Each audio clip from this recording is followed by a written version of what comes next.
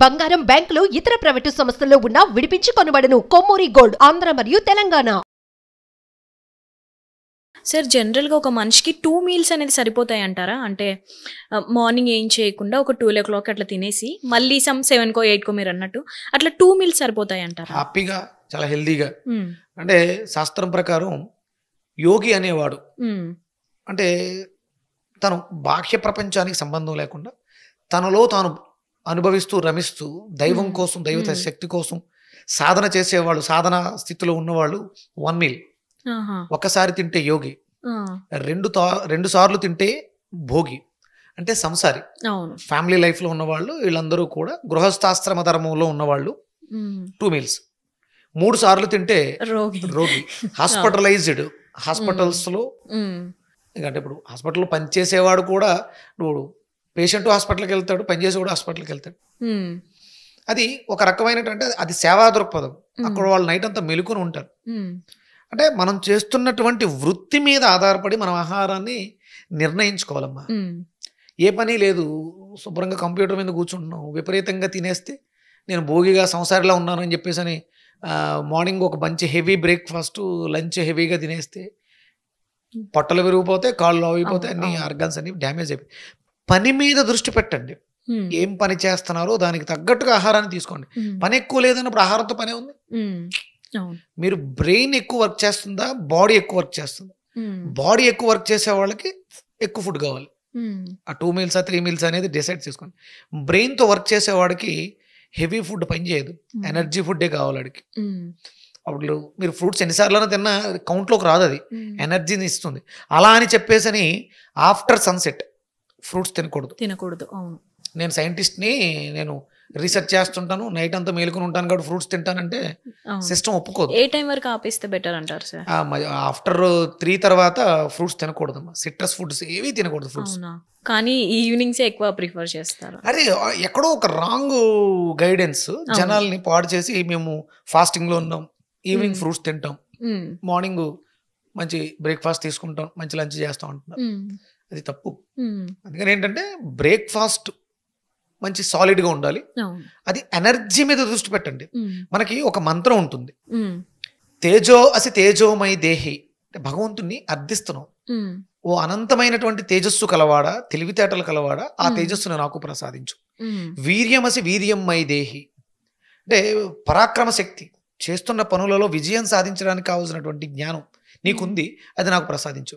బలమసి బలం మై దేహి అంటే ఈ జీవితాన్ని, ఈ శరీరాన్ని నడిపించడానికి బలవర్ధకం అయింది ఏదైతే ఉందో, నీలో ఉందో ఆ బలాన్ని నాకు. ఇక్కడ మనం దృష్టి అంతా కూడా మనకి దేనికి బలం కావాలి? కంప్యూటర్ ముందు కూర్చుని సిస్టమ్ను ఆపరేట్ చేసేవాడికి బ్రెయిన్ కావాలి. బాడీ బిల్డర్ లాగా హెవీగా ఉంటే అక్కడ కూర్చొని పని చేయలేరు. వాళ్ళకి ఫ్లెక్సిబిలిటీ కావాలంటే యోగా చేయాలి. అంటే బలం దాంట్లో ఉంది. వాళ్ళకి సిస్టమ్ యొక్క సైడ్ ఎఫెక్ట్ మన మీద రిఫ్లెక్ట్ అవ్వకూడదు. హెల్దీగా ఉండాలంటే ఐ ఎక్సర్సైజ్ బాగా చేయాలి, బ్యాక్ బోన్ వెన్నెముకకు సంబంధించిన ఎక్సర్సైజ్ బాగా చేయాలి. దానికి తగ్గ అంటే ఆ ఫ్లెక్సిబిలిటీ రావాలంటే ఆ పదార్థాలే తినాలి. అది ఇప్పుడు సెక్యూరిటీగా పనిచేస్తారు బోస్టర్స్ అని వాళ్ళు ఉన్నారు కదా, వాళ్ళకి మీరు సాత్విక ఆహారం తినండి, మీరు సెక్యూరిటీ ఇవ్వండి అంటే వాళ్ళు చేయలేరు. అక్కడ ఆ బిల్డప్ కావాలి, ఆ బాడీ బిల్డింగ్ అనేది కావాలి. వాళ్ళకి హై ప్రోటీన్ కావాలి, వాళ్ళకి దానికి తగ్గట్టుగా తినాలి. ఇది అంటే మనం చేస్తున్నటువంటి వృత్తులని అనుసరించి ఆహారాన్ని తీసుకోవడం అనేది అంటే ధర్మము, అంటే శరీర ధర్మం, ఆచరణ, దాన్ని మనం ఆచరణలో పెట్టాలి. ఇలాంటి ఆహారాలు ఇది మనకి నాలెడ్జ్ ఉన్నప్పుడు, అవగాహన ఉన్నప్పుడు. ఇప్పుడు 100% నేను చెప్పింది తినాలి కాదు, నేను చెప్పిన దాన్ని ఆలోచించి విశ్లేషణ చేసుకుని తినండి అంతే సార్. రైట్. అయితే సార్ నేను ఒక దగ్గర చదివాను ఏంటంటే ఎక్కువగా ఆకలిస్తే మంచిది అనేసి. అంటే మనం పొట్టని ఎంతవరకు ఖాళీగా ఉంచితే అంత హెల్దీగా ఉంటామో, మనకు అంత ఎనర్జీ వస్తుందని నేను ఎక్కడో చదివాను. కానీ జనరల్గా అయితే గ్యాస్ వచ్చేస్తుంది కదా సార్, గ్యాస్ వచ్చేసి ఇంకా హెల్త్ ఇష్యూస్ వస్తాయి కదా. అంటే ఆకలిస్తేనే అన్నం తినాలి శాస్త్రం చెప్తుంది, దాహం వేస్తేనే మంచి నీళ్ళు తాగాలి శాస్త్రం చెప్తుంది. ఆకలి విపరీతమైనటువంటి ఆకలి అంటే ఎంత తిన్నా తృప్తి ఉండదు కొంతమందికి, విపరీతమైనటువంటి క్రేవింగ్స్, అది విపరీతమైనటువంటి ఎసిడిక్ నేచర్ వల్ల వస్తుంది. శరీరంలో అల్సర్స్ పెరిగిపోయినప్పుడు, గ్యాస్ బాగా ఎక్కువైపోయినప్పుడు లిమిట్ తెలియదు. అది ఎలా తెలుసుకోవాలి సార్? అంటే అది ఎలా తెలుస్తుంది మనకి? మీకు అర్థమవుతుంది. ఇప్పుడు పొద్దుట టిఫిన్ చేసావమ్మా, టిఫిన్ బ్రేక్ఫాస్ట్ లా ఒక మంచి ఫుడ్ తీసుకున్నావు, అయిన తర్వాత మళ్ళీ ఒక గంటకు మళ్ళీ ఆకలేసింది, అప్పుడు ఏదో తిన్నావు, మళ్ళీ ఆకలేసింది. ఇంకా వీళ్ళకి లిమిట్ ఉండదు, అది ఆకలి వేస్తూనే ఉంటుంది. పోనీ దానివల్ల తినడం వల్ల ఏమైనా హెల్దీ ఉందంటే ఏమి ఉండదుగా, ఏముండదు. అంటే సాధారణ ఒక మనిషి ఒక ఏదైనా ఆహారాన్ని తీసుకున్న తర్వాత సుమారు ఒక 3-4 గంటల పాటు ఎలాంటి ఇబ్బంది లేకుండా తన పని తాను చేసుకోగలగాలి. ఉదయం 8 గంటలకి బ్రేక్ఫాస్ట్ అయింది, మధ్యాహ్నం 12-1 గంట వరకు అతను తన ఎలాంటి డిస్టర్బెన్స్ లేకుండా తన పని తాను చేసుకోవాలి.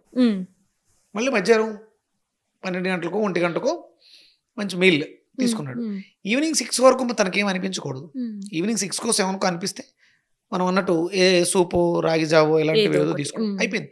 మళ్ళీ మార్నింగ్ వరకు తనకి ఇంకేమీ తెలియకూడదు, ప్రపంచం ప్రశాంతంగా నిద్రపోవాలి. అప్పుడు కదా మన శరీరం రీఛార్జ్ అవుతుంది. ఇప్పుడు ఆకలేసింది, ఉదయం బ్రేక్ఫాస్ట్ చేసావు, మధ్యాహ్నం 12 గంటలకు విపరీతమైనటువంటి ఆకలేసింది, తిన్నావు, మళ్ళీ మధ్యాహ్నం 3 గంటలకి స్నాక్స్ అన్నావు, మళ్ళీ 9 గంటలకు బిర్యానీ అన్నావు, మళ్ళీ 12 గంటలకి ఇంకొక సెట్. ఇది అనారోగ్యం. అతి సర్వత్రా వర్జేత్. అది ఆకలేసినా దాహం వేసినా మనం ఇబ్బందుల్లో ఉన్నాం, మన సిస్టమ్ ఇబ్బందుల్లో ఉందని ఇన్సేస్తుంది. తినమని కాదు, ఆకలేస్తుందంటే నువ్వు సరి చూసుకో. 9 గంటలకు టిఫిన్ చేశాను, 10 గంటలకు ఆకలేస్తుంది అంటే ఏమైంది అని ఆలోచించాలి. అంటే నువ్వు తిన్న పదార్థం మీద కూడా ఆధారపడి ఉంటుంది. ఎసిడిక్ నేచర్ ఎక్కువగా ఉన్న వాళ్ళకి విపరీతమైనటువంటి ఆకలి ఉంటుంది. ఎసిడిక్ నేచర్ స్టేజెస్ దాటే కొద్ది కోపం ఎక్కువ ఉంటుంది, ఆలోచన విధానం మారిపోతుంది. ఇప్పుడు మనకు కొంతమంది సీరియస్ అవుతుంటారు, అక్కలేని విషయాలకి, వాళ్ళకి సంబంధం లేని విషయాలకు కూడా సీరియస్. కడుపు మంట, కడుపులో మంట, కడుపు మంట, కడుపులో మంట. కడుపు మంట అంటే అవతల వాడు ఎదుగుతున్నాడని చూడలేక ఇడిచేది. మనకు వీడియోస్కి ఎక్కువ లైక్స్ వస్తాయి, వ్యూస్ వస్తున్నాయి అనుకోండి, ఒకటైతే కడుపు మంట అయి ఉండాలి, లేకపోతే వాడు కడుపులో మంట అయి ఉండాలి. అంతకు మించి ఇంకేం కాదు. చెప్పిన దాంట్లో ఎంత నిజం ఉంది, వాస్తవం ఉంది అని తెలుసుకున్నాడు ఎవడు కూడా మాట్లాడు.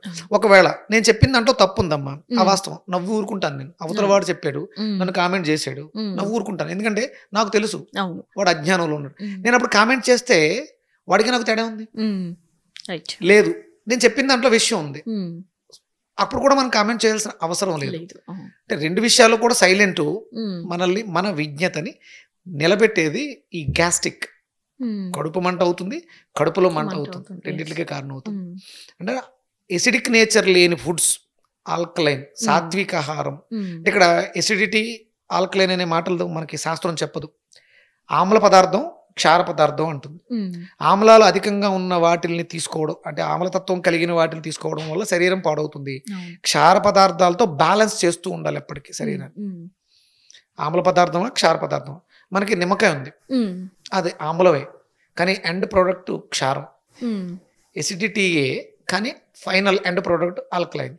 పంచదార ఫస్ట్ తీసుకోవడానికి క్షారంగా ఉంటుంది, రుచిగా ఉంటుంది, కానీ ఎండ్ ప్రోడక్ట్ ఆమ్లం, ఎసిడిక్ నేచర్. టీ తాగిన తర్వాత కడుపు మొత్తం పాడైపోతుంది, తాగేటప్పుడు రుచిగా ఉంటుంది. మిరియాలు ఘాటుగా ఉంటాయి, కానీ ఎండ్ ప్రోడక్ట్ ఆల్కలైన్. ఆ క్షారము, ఆమ్లము అనే దాని మీద వ్యత్యాసం తీసుకుని ఆలోచించి విశ్లేషించి పదార్థం తీసుకోవాలి. అది మన మనస్సు అవుతుంది. మనం నీ మాట బాగాలేదంటే నీ మనసు బాగాలేదు, నీ మనసు బాగాలేదంటే నువ్వు తినే పదార్థం బాగాలేదు. పదార్థాన్ని అవసరం కోసం ఆలోచించి విచక్షణతో తినాలి. ఇష్టం వచ్చినట్టు ఆకలేస్తుంది కదా అని రోడ్డు మీద నిలబడి బిర్యానీ సెంటర్ కూర్చొని తినేయటం కాదు దున్నపోతులాగా.